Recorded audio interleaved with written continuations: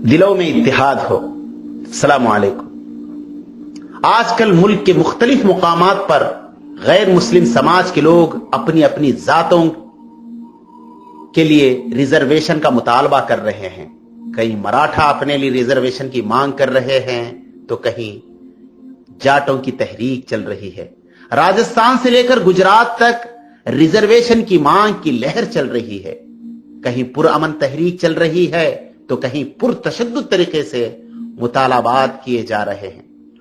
हुकूमतों के सामने अपनी जातों के मसाइल और वसाइल की आवाज बुलंद कर रहे हैं, लेकिन मुसलमानों में ना किसी रिजर्वेशन की फिक्र है, ना ही मुसलमान इस ताल्लुक से सोच रहे हैं।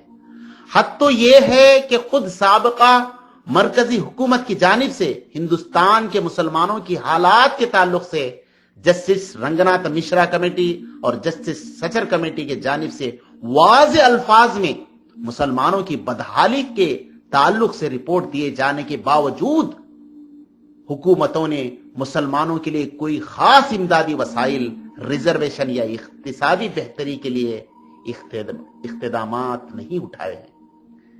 हिंदुस्तान की आबादी का 18% हिस्सा मुसलमानों का है, लेकिन इन 18% मुसलमानों में से 80% मुसलमान ऐसे हैं जो माशी व तालीमी पसमानदगी का शिकार हैं। इनकी बेहतरी और बरतरी का एक ही जरिया है कि इन्हें तालीम और रोजगार में रिजर्वेशन फराहिम किया जाए। मुसलमानों के इन पेचीदा मसाइल के ताल्लुक से हुकूमतें जानकर भी अनजान बनी हुई हैं, लेकिन हुकूमत के साथ जो सियासी मुस्लिम लीडरान और मुस्लिम उजरा हैं वो भी मुसलमानों के हक के लिए आवाज नहीं उठा रहे हैं। जस्टिस रंगनाथ मिश्रा कमेटी और जस्टिस सचर कमेटी की सिफारिशात की मिसाल बिल्कुल इस तरह की है जिस तरह से डॉक्टर ने मरीज के लिए दवाई की पर्ची लिख कर दी, लेकिन मरीज उस दवा को लिए बगैर अपने मर्ज से शिफा पाने की सोच रहा है। हुकूमत ने इन दिनों सिफारिशात को गौर से पढ़ा भी, देखा भी और इस पर तबसरे भी किए, मगर आज तक इस जमन में कोई ठोस कदम नहीं उठाए गए हैं। कुछ लोगों का कहना है कि मुसलमानों को रिजर्वेशन नहीं चाहिए और वो अपनी सलाहियतों की बुनियाद पर ही अपना लोहा मनवा लेंगे। ये बात बिल्कुल इस तरह से है कि हम हुकूमत की किसी भी सहूलत को ठोकर मारेंगे। अक्सर ये होता रहा है कि मुसलमान हर बात को हमारे अपने वसाइल के जरिए से हल करने की कोशिश करते हैं। जब बात हज हाउस की तामीर की होती है तो हमारे ख्याल सबसे पहले औकाफी जमीनों पर चला जाता है और औकाफ की जमीन पर हज हाउस तामीर करके इस बात पर नाज करते हैं कि हमने बहुत बड़ा काम कर लिया। जब बात टीपू सुल्तान यूनिवर्सिटी की आई तो उस वक्त भी औकाफी जगह की तलाश करने में लगे हुए थे। जब जिलेई सतह पर मुहकमा औकाफ के दफ्तर की तामीर की आती है तो हम वक्फ बोर्ड के मातहत आने वाली जमीनों की तलाश करते हैं। अफसोस होता है कि हम मुसलमान हर बात के लिए अपने बाप दादा की इमलाक पर मुनहसिर होते हैं। जरा सोचिए कि आज हिंदुस्तान में मंदिरों की देखभाल के लिए जो मुहकमा कायम है इसे मुजराई मुहकमा कहा जाता है। उनके लिए दफ्तर आइन कलेक्टर या सेक्रेटरीट की इमारत में कायम है। मठों के लिए हुकूमत से जमीनें मंजूर की जाती हैं। योगा यूनिवर्सिटियों के लिए जगह मंजूर की जा रही है। जब हर सहूलत गैरों को हुकूमत से मिलती है तो मुसलमान हुकूमतों से अपने जायज मुतालबात के लिए क्यों नहीं आवाज उठा रहे हैं?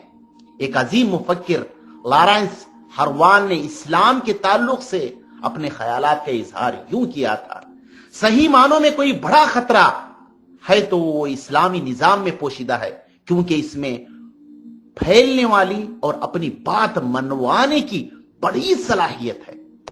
मगरिबी ताकतों के सामने वही तन्हा दीवार है।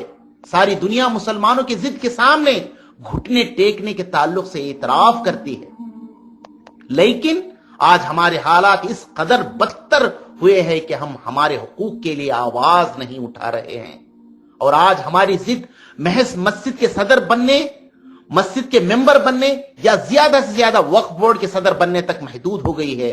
مسلمانوں کی اس پسماندگی کے اہم وجہ یہ ہے کہ ہم مسلمانوں میں اتحاد کی کمی ہے۔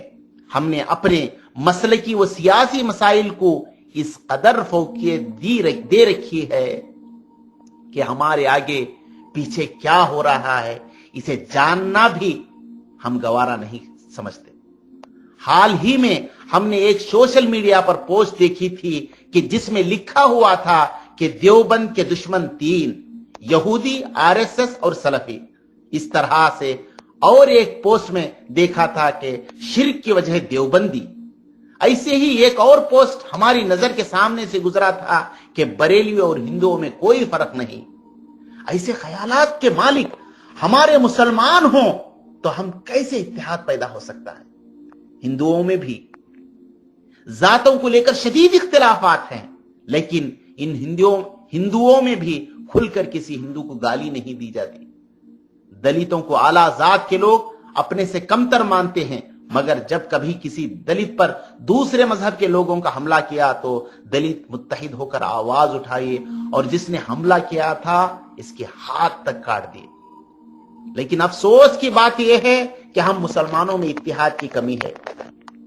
ویسے ہم ہر سال اتحاد کے نام پر کئی پروگرام کا انعقاد کرتے ہیں، لیکن سٹیج پر بیٹھے بیٹھے ہی مقررین کو ان کے مسلکوں کے نام سے تنقیدی الفاظ استعمال کرتے ہیں۔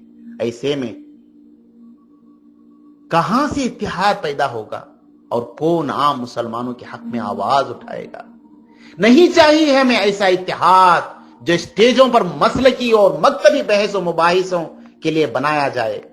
ہم مسلمانوں کو عصری و فرعی مسائل کے حل کے لیے اتحاد کی ضرورت ہے، اور یہ اتحاد اگر فی الوقت نہ ہوا تو یقیناً آنے والے 1-2 عشرے میں مسلمانوں کو اپنے اعمال کے نتائج کا سامنا کرنا پڑنا ہوگا۔